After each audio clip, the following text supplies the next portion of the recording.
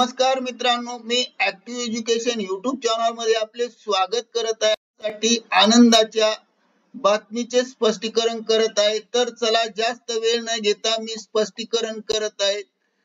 राज्य सरकारी व पेन्शनधारकांना आताची मोठी खुशखबर, 53% दराने डीए वाढीचा निर्णय वित्त विभागाकडून।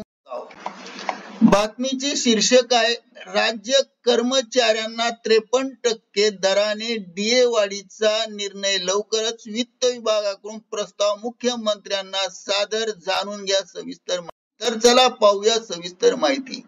नमस्कार मित्रांनो, आपले पुन्हा एकदा हार्दिक स्वागत। आताच्या घडीची सर्वात मोठी ब्रेकिंग न्यूज, सर्व शासकीय व निमशासकीय कर्मचाऱ्यांसाठी खुशखबर। राज्य सरकारना किंवा राज्य सरकारी कर्मचाऱ्यांना 53% दराने डीए वाढीचा निर्णय वित्त विभागाकडून प्रस्ताव मुख्यमंत्र्यांना सादर। 2 दिवसात शासन निर्णय होईल मंजूर। चला तर पाहूया ब्रेकिंग न्यूजचे स्पष्टीकरण। त्यापूर्वी आपण जर ऍक्टिव्ह एज्युकेशन युट्यूब चॅनलवर नवीन असाल तर चॅनलला लाईक, शेअर आणि सबस्क्राईब करायला विसरू नका। राज्य कर्मचाऱ्यांना वाढीव 3% डीए वाढ करण्याबाबत वित्त विभागाकडून मोठी अपडेट समोर येत आहे। प्राप्त माहितीनुसार राज्य कर्मचाऱ्यांना केंद्र सरकारच्या धर्तीवर 3% महागाई भत्ता वाढ लागू करण्यासाठी वित्त विभागाकडून प्रस्ताव तयार करण्यात आला असून मुख्यमंत्र्यांच्या मंजुरीसाठी पाठवण्यात आल्याची माहिती समोर येत आहे। याबाबत राज्याचे माननीय मुख्यमंत्री देवेंद्र फडणवीस यांनी लवकरच अधिकृत निर्णय घेतील किंवा करतील अशी आशा आहे। याबाबत महाराष्ट्र राज्य राजपत्रित अधिकारी महासंघाकडून निवेदन सादर करण्यात आले आहे। त्या अनुषंगाने राज्याचे माननीय मुख्यमंत्री यांनी पुढील कार्यवाही करण्याचे निर्देश दिले आहेत।